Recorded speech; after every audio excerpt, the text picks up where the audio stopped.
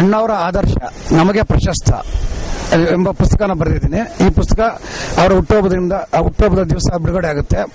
ಇದೇ ಏಪ್ರಿಲ್ 24ನೇ ತಾರೀಕು. ಈ ಪುಸ್ತಕದ ವಿಶೇಷ ಏನಪ್ಪಾ ಅಂದ್ರೆ, ಅಣ್ಣ ಡಾಕ್ಟರ್ ರಾಜ್ಕುಮಾರ್ ಅವರು ಕನ್ನಡ ಚಿತ್ರರಂಗ ಪ್ರವೇಶಿಸಿದ ಆ ದಿನಗಳು ಅಂದ್ರೆ 1950, 60, 70ರ ದಶಕದಲ್ಲಿ ಬಿಡುಗಡೆಯಾದಂತಹ ಚಿತ್ರಗಳು. ಉದಾಹರಣೆಗೆ ಮಾರ್ಗದರ್ಶಿ, ಮನಸ್ಸಾಕ್ಷಿ, ನ್ಯಾಯವೇ ದೇವರು, ಕುಲಗೌರವ, ನಮ್ಮ ಸಂಸಾರ, ಇಂಥ ಸಿನಿಮಾಗಳು, ಆ ಸಿನಿಮಾಗಳಲ್ಲಿ ಇದ್ದಂತಹ ಜೀವನದ ಮೌಲ್ಯಗಳ ಬಗ್ಗೆ ಈ ಪುಸ್ತಕ ಬರೆದಿದ್ದೀನಿ. ಚಿತ್ರದ ಸಾರಾಂಶ ಮತ್ತೆ ಆ ಸಾರಾಂಶದಿಂದ ನಮ್ಮ ಬದುಕಿಗೆ ಉಪಯುಕ್ತವಾಗುವಂತಹ ಆದರ್ಶಗಳು ಏನೇನು ಇರ್ಬೋದು ಅನ್ನೋ ವಿಚಾರವಾಗಿ ಚಿಂತಿಸಿ ಅಂತ ಒಂದು ಪುಸ್ತಕ ಬರೆದಿದ್ದೀನಿ. ತಾವೆಲ್ಲ ಇದನ್ನ ಸಮರ್ಪಿಸ್ಕೋಬೇಕು ಅಂತ ಕೇಳ್ಕೊತಾ ಇದ್ದೀನಿ. ಈ ಪುಸ್ತಕ ಡಾಕ್ಟರ್ ರಾಜ್ಕುಮಾರ್ ಅವರ 84ನೇ ಹುಟ್ಟುಹಬ್ಬದ ಅಂಗವಾಗಿ ಅಂದೇ ಅವರ ಪುಣ್ಯಭೂಮಿಯಲ್ಲಿ ಏಪ್ರಿಲ್ 24ನೇ ತಾರೀಕು ಬಿಡುಗಡೆ ಆಗ್ತದೆ. ನಾನು ಬಹಳ ಸಣ್ಣ ವಯಸ್ಸಿನಿಂದಲೂ ಅಣ್ಣ ಡಾಕ್ಟರ್ ರಾಜ್ಕುಮಾರ್ ಅವರ ಅಭಿಮಾನಿ.